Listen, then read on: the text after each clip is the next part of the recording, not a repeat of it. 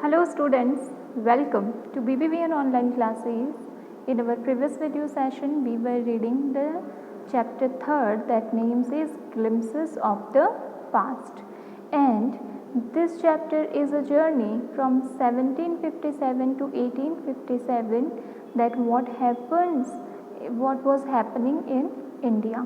तो सबसे फर्स्ट हमने पढ़ा कि किस तरीके से हमारी जो लता मंगेशकर थी वो हमें ये कह रही थी कि भले ही आज हम आज़ादी को देख रहे हैं लेकिन हमें कभी भी उन शहीदों को नहीं भूलना चाहिए जिनकी वजह से हमें वो आज़ादी मिली है।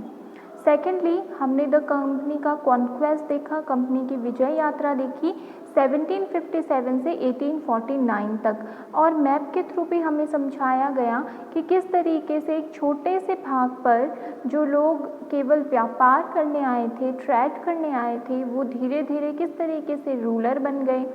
ठीक है, उसके बाद में हमने देखा कि अगर कमी कहीं पर थी तो वो हमारे खुद के इंडियन शासकों में थी। और आज हम पढ़ेंगे British rule that is 1765 to 1836 में है।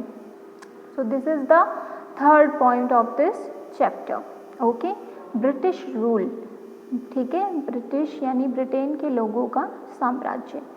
Religious teachers preached ideals like untouchability and child marriage। जो धर्म के लीडर्स थे, धर्म गुरु वगैरह थे, वो क्या प्रीच कर रहे थे, क्या सिखा रहे थे? अनटचेबिलिटी, छुआछूत, एंड चाइल्ड मैरिज, और बच्चों की मैरिज यानी कि बाल विवाह। Anyone who crosses the seas loses his religion। और उन्होंने कहा कि वह व्यक्ति या कोई भी व्यक्ति जो कि क्या करता है, समंदर को पार करता है, वो क्या करेगा, अपना धर्म जो है वो खो देगा। और इसी के साथ साथ में all the misery in the world is due to women. और इसी के साथ साथ में वो लोग कह रहे थे कि जितनी भी दयनीय स्थिति हैं, जितनी भी प्रॉब्लम्स हैं, वो सब किसकी वजह से हैं? विमेन की वजह से। तो ये सारी चीज़ें वो लोग क्या कर रहे थे? प्रीच कर रहे थे। और इधर जो इंग्लिशमैन है वो क्या बातें कर रहे हैं? The truth was that Indian had lost self respect, the British scorn them. वो आपस में बातचीत करते हुए कहते हैं कि सत्य तो ये है कि जो भारतीय हैं उन्होंने अब अपनी आत्मसम्मान खो चुका है। ब्रिटिश लोग जो हैं वो उनको पूरी तरीके से रौंदते हैं और उन पर शासन करते हैं। तो फिर एक पीछे देखिए भारतीय है वो क्या कहता है? The native are unworthy of trust, incapable of honesty. British जो यहाँ पर ऑफिसर है वो कहता है कि द नेटिव्स कौन? जो भारतीय हैं वो अनवर्दी ऑफ ट्रस्ट यानी कि विश्वास करने के लायक नहीं है, इनकेपेबल ऑफ ऑनेस्टी, और वो ईमानदार भी नहीं है। लेकिन पीछे से जो बंदा है वो कहता है true your honour but I am honest. हाँ, आपने बिल्कुल सही कहा है, लेकिन मैं जो हूँ क्या हूँ? ऑनेस्ट हूँ। इट मीन्स बाकी भारतीय तो भले ही डिसऑनेस्ट हो लेकिन मैं जो हूँ ईमानदार हूँ आपके लिए। तो इस तरीके से हम भारतीय ही क्या कर रहे थे? एक दूसरे को काटने में लगे हुए थे। इधर देखिए, बीइंग मर्चेंट्स यानी कि अब ब्रिटिश जो है वो मर्चेंट्स थे, व्यापार कर रहे थे। तो बीइंग मर्चेंट्स, व्यापारी होने के नाते, the British wanted quick profits. British लोगों को क्या चाहिए था? जल्दी लाभ चाहिए था। Their heavy taxes forced farmers to abandon their fields. और उनके इतने ज़्यादा हैवी टैक्स उन पर पड़ते जा रहे थे कि फार्मर्स जो हैं बेचारे अपने खेतों में मतलब कुछ भी जो है उससे लेने से रुक जाते थे या रोक दिए जाते थे। But your man are taking all my crop. किसान जो है वो ब्रिटिश को कहता है कि आपके आदमी मेरी सारी फसल लेकर जा रहे हैं। तो आंसर क्या मिलता है? You are still in arrears, if you don't pay next week I will send you to jail. वो कहता है तुम तो अभी भी क्या हो? डेप्ट में हो, तुम्हारे टैक्स अभी भी बाकी पड़े हैं पूरी क्रॉप लेने के बावजूद भी। अगर तुमने अगले हफ्ते तक अपना टैक्स पूरा फिल नहीं किया ना तो जेल में डाल दूंगा। बेचारे को क्रॉप तो छोड़ो, फसल का एक दाना तो छोड़ो, ऊपर से ये धमकियाँ और मिलती थी। ये तो फार्मर्स की हालत बना दी थी। Still the British invented other methods which gave them more profits। हालांकि फार्मर्स थे, उनको पैसा मिल रहा था, टैक्सेस अच्छे मिल रहे थे, लेकिन उन्होंने कई ऐसे रास्ते निकाले जिससे उनको और प्रॉफिट हो। The goods manufactured in England should not have any import duty when brought into India।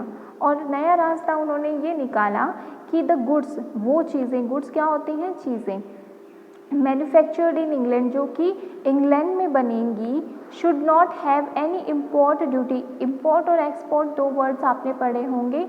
तो इम्पोर्ट मतलब वहाँ से जब कोई चीज़ यहाँ पर लाई जाएगी, any import duty when brought into India, कि भारत में अगर वहाँ से कोई भी चीज़ बनकर लाई जाएगी तो उस पर कोई इम्पोर्ट ड्यूटी यानी कि कोई टैक्स नहीं लगाया जाए। A good idea. और जो बाकी के ब्रिटिश ऑफिसर्स थे उन्होंने भी इस आइडिया का समर्थन किया। The East India company's laws begin to cripple Indian industries. और ईस्ट इंडिया कंपनी के अब जो लॉज बन रहे थे वो धीरे धीरे क्या कर रहे थे, जो भारतीय इंडस्ट्रीज थी, भारतीय व्यापार थे, उनको रौंद रहे थे। Inevitably famines followed। और ना रुकने वाली जो अकाल है वो अब चलता आ रहा है। Between 1822 and 1836 15 lakh Indians died of starvation. 1822 से लेकर 1836 तक 15 लाख भारतीय जो हैं वो भूख की वजह से मर गए। The British policies ruined the expert artisans and their business. और इसी के साथ में ब्रिटिश लोगों ने कुछ ऐसी पॉलिसीज़ बनाई जिसकी वजह से जो ब्रिटिश जो इंडियन या भारतीय एक्सपर्ट्स थे आर्ट में, कला में, वो उनके बिजनेस भी क्या होने लग गए, ठप होने लग गए, बंद होने लग गए। फिर बात करते हैं द फोर्थ वन की, that is Ram Mohan Roy 1772 to 1833। Ram Mohan Rai, a learned man from Bengal, understood what was wrong with the country। राजा राम मोहन राय जो कि एक बहुत ही पढ़े लिखे लर्नड थे, बंगाल से बिलोंग करते थे, वो उनको ये बात समझ में आ गई थी कि भारत में या मेरे देश में क्या गलत चल रहा है। Let us not despise ourselves। Our ancient culture is great। हमें अपने आप को कुछ कम नहीं समझना चाहिए। हमारा जो प्राचीन काल का इतिहास रहा है, हमारी जो संस्कृति रही है वो बहुत महान है। And we are capable of greater achievements. और हम भारतीयों में इतनी ताकत है कि हम और भी महान उपलब्धियां प्राप्त कर सकते हैं। We must first reform our society. सबसे पहले हमें अपनी सोसाइटी को, अपने समाज को सुधारना चाहिए। सुपरस्टिशंस हैव बिन रूइनिंग अस। क्योंकि हमारे अंधविश्वास ही हमें क्या कर रहे हैं, रूइन कर रहे हैं। ये राजा राम मोहन राय के विचार थे। He told his wife Uma. उन्होंने अपनी वाइफ उमा से कहा, cows are of different colours. गायें जो हैं वो अलग अलग कलर की होती हैं, but the colour of their milk is the same. लेकिन वो जो दूध देती हैं वो सबका समान होता है। Different teachers have different opinions. अलग अलग शिक्षक के अलग अलग क्या रहते हैं, ओपिनियन, थॉट रहते हैं। But the essence of every religion is the same. लेकिन हर एक जो रिलीजन है, जो धर्म है, उस सब का एसेंस केवल एक ही है। He was attracted by modern science and knowledge. वो साइंस से और जो मॉडर्न नॉलेज चल रही थी, मॉडर्न ज्ञान चल रहा था, उससे बड़े अट्रैक्टेड थे। Knowledge should be practical and scientific. और वो लोगों को कहते थे कि आपका जो ज्ञान है वो प्रैक्टिकल होना चाहिए, उसके पीछे कोई ना कोई कारण होना चाहिए, आप उसे साबित कर सकें, ये उसमें एबिलिटी होनी चाहिए, ये उसकी गुण होना चाहिए। ही क्रॉस द सीज। इसके बाद देखिए राजा राम मोहन राय जो हैं वो सीज यानी कि अपने देश से बाहर निकलते हैं। And went to England. England जाते हैं टू सी, ये देखने के लिए, what made the British powerful, कि किस चीज़ ने ब्रिटिश लोगों को इतना पावरफुल बनाया, इतना शक्तिशाली बनाया। There he told them. और वहाँ पर एक सभा में राजा राम मोहन राय उन ब्रिटिश लोगों से कहते हैं, we accept you as rulers. हम आपको एक शासक के रूप में एक्सेप्ट करते हैं, स्वीकार करते हैं। And you must accept us as subject. और आपको हमें अपनी प्रजा की तरीके से क्या करना चाहिए, स्वीकार करना चाहिए। But you must remember. लेकिन एक शासक होने के नाते आपको ये ध्यान रखना चाहिए, द रिस्पॉन्सिबिलिटी अ रूलर ओज टू हिज सब्जेक्ट, कि एक रूलर का, एक राजा का अपने सब्जेक्ट पर, अपने प्रजा के प्रति कोई दायित्व भी होता है। तो आप उनको मत भूलिए, आप साथ साथ में अपनी रिस्पॉन्सिबिलिटीज़ का भी ध्यान रखिए। हम आपको एज अ रूलर जो हैं वो क्या करेंगे, एक्सेप्ट करेंगे। फिर आता है ऑपरेशन। ऑपरेशन मतलब दबाना, फोर्सफुली किसी चीज़ को दबाया जाना, वो इनकी नीति शुरू होती है 1765 से 1835 में। But the British continue to oppress Indian, लेकिन राजा राममोहन राय की बात को ना स्वीकार करते हुए ब्रिटिश लोग जो हैं वो कंटिन्यू भारतीयों को क्या करते हैं, दबाव बनाते हैं उन पर। इन 1818 में they had passed regulation third, under it an Indian could be gelled without trial in a court. पहले रूल ये था कि भारतीयों को भी अरेस्ट करने से पहले कोर्ट में पेश किया जाता था और वहाँ से अगर स्वीकृति मिलती थी तभी अरेस्ट करते थे। लेकिन 1818 में एक रूल पास किया गया जिसके अकॉर्डिंग भारतीयों को बिना किसी कोर्ट के ट्रायल के भी गिरफ्तार किया जा सकता था। All the time British officers in India drew big salaries and also made fortunes in private businesses। और इस पूरे वक्त में जो ब्रिटिश ऑफिसर्स थे भारत में वो क्या कर रहे थे, हैवी सैलरी ले रहे थे, बड़ी बड़ी सैलरी ले रहे थे और प्राइवेट बिजनेस अगर चला रहे थे तो उसमें भी अच्छा खासा पैसा कमा रहे थे। In 1829 British was exporting British goods worth 7 crore rupees to India. 1829 में उन्होंने तकरीबन उस समय के 7 करोड़ का बना हुआ लागत का बना हुआ सामान जो है वो भारतीय बाज़ार में उतारा। इट मीन्स भारतीय बाज़ार को उन्होंने पूरी तरीके से अपने कब्जे में कर लिया। अब चीज़ें बेच रहे हैं तो चीज़ों का प्रॉफिट किसको होगा, नॉर्मल सी बात है, जो बेच रहे हैं उसको, इट मीन्स ब्रिटेन को। तो किस तरीके से उन्होंने देखिए मार्केट को भी पूरे को अपना हथिया लिया था और बेचारों जो भारतीय ट्रेडर्स थे जो प्राइवेट बिजनेस कर रहे थे वो पूरे के पूरे क्या हो चुके थे, बर्बाद हो चुके थे। The British protested on the company's loot the British prospered on the company's loot while Indian industries began to die। भारतीय लोगों ब्रिटिश कंपनी ने इतनी लूट मचा रखी थी कि वो हर दिन प्रॉस्पर हो रहे थे और ज़्यादा धनवान होते जा रहे थे और जो भारतीय इंडस्ट्रीज़ थी वो शुरू हो गई थी मरना, इट मीन्स वो बंद होनी शुरू हो चुकी थी। Governor general Bentinck reported back home. Governor general जो है वो भारत में आए, उन्होंने सब कुछ देखा और उसके बाद में उन्होंने ये रिपोर्ट दी कि the bones of cotton weavers are bleaching the plains of India, कि भारतीय जो कॉटन है, ठीक है, उसमें सफ़ेदे का काम जो है वो वहाँ के किसानों की हड्डियाँ कर रही हैं।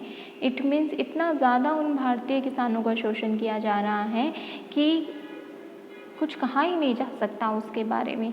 ये रिपोर्ट जाकर उन्होंने अपने ब्रिटेन में जो है वो कही थी। ये देखिए, you can see in the pictures the हालत ऑफ, कि किस तरीके से उनकी हालत बन गई है, हड्डियां जो हैं वो चमक रही है। इट मीन्स किसान was not prospering at all, बल्कि उनका क्या किया जा रहा था, एक्सप्लॉयटेशन किया जा रहा था। फिर देखते हैं the 6th one, that is dissatisfaction. Dissatisfaction मतलब असंतोष। अब एक इंसान है वो क्या करेगा, आप पर जुल्म करेगा तो आप डिससैटिस्फाइड तो उससे होंगे ही। और ये दौर चला 35 to 56 में। 57 में याद रखिए विद्रोह हो गया था, 1857 का रेवोल्यूशन हो गया था। तो 1835 से जो डिससैटिस्फैक्शन शुरू हुआ वो 56 तक चला। Education in India was in Persian and Sanskrit. Bharat में जो शिक्षा चल रही थी, जो बच्चों को पढ़ाने का काम चल रहा था, वो या तो पर्शियन लैंग्वेज में चल रहा था या संस्कृत में। इन 1835 इंग्लिश में नेम्ड मैकली सजेस्टेड ए चेंज। और 1835 में एक इंग्लिशमैन थे यानी कि अंग्रेज थे जिनका नाम था मैकली। उन्होंने कहा, एक सजेशन दिया कि हमें एक बदलाव करना चाहिए। We should teach the native through the English language, कि हमें जो है भारतीय जो लोग हैं उनको क्या करना चाहिए, इंग्लिश में पढ़ाना लिखाना चाहिए, उनको इंग्लिश की एजुकेशन देनी चाहिए। English education produce clerks to whom the British gave petty jobs under them. भारतीय पढ़ लिए तो क्लर्क की जॉब उनको दे दी गई और उनको बहुत ही छोटी सी तनख्वाह दी गई। Is also produced a new generation of intellectual. पर इसके साथ साथ में भारतीयों के लिए पॉजिटिव बात ये आई कि अब जो बुद्धिमान लोग हैं जो इंटेलेक्चुअल्स हैं वो प्रोड्यूस होने लग गए। और उनका क्या मानना था, we must educate our brothers, कि हमें अपने भाइयों को पढ़ाना लिखाना चाहिए, and try to improve their material condition, और जो उनकी आर्थिक स्थिति है उनको सुधारना चाहिए। For that we must convey our grievance to the British parliament. लेकिन इंटेलेक्चुअल्स थे, इसलिए उन्होंने कहा कि हमें अपनी मांगे क्या करनी चाहिए, ब्रिटिश पार्लियामेंट के सामने रखनी चाहिए, यानी ब्रिटिश लोगों के साथ में रखनी चाहिए। अब देखिए यहाँ पर 1856 में the British has conquered the whole of India. जो भी ब्रिटिश एरियाज़ हैं वो रेड में हैं और जो पीले एरियाज़ हैं वो अभी भी भारतीय लोगों के अंडर में थे। तो देखिए कहाँ से शुरू हुए थे और कहाँ तक 56 तक पहुँच चुके थे। They cared little about the needs of Indian. British लोग जो हैं वो बहुत कम परवाह करते थे, किन लोगों की, भारतीयों की। तो our king have become puppets and we have lost our old jobs, कि हमारे जो राजा हैं वो क्या बन चुके हैं, अंग्रेजों के इशारों पर नाचने वाली कठपुतलियाँ, जैसे वो कहते हैं हमारे भारतीय राजा कर लेते हैं, और हमारे जो पुराने काम धंधे थे वो भी छूट चुके हैं, तो अब क्या किया जाए। एंड लैंड्स, और हमारी जो धरती है वो भी छूट चुकी है। They are converting our brothers, वो हमारे भारतीय लोगों को इंग्लिश सिखा के अंग्रेज बना रहे हैं। You only talk, do something to drive them out. और अब बातें चलने लगी कि केवल बातें ही बातें करते हो, इन अंग्रेजों को यहाँ से बाहर निकालने का तो सोचो। और इसके आगे की हम 1857 का जो रेवोल्यूशन है वो हम पढ़ेंगे अपनी नेक्स्ट वीडियो सेशन में। This is it for today. Thank you everyone.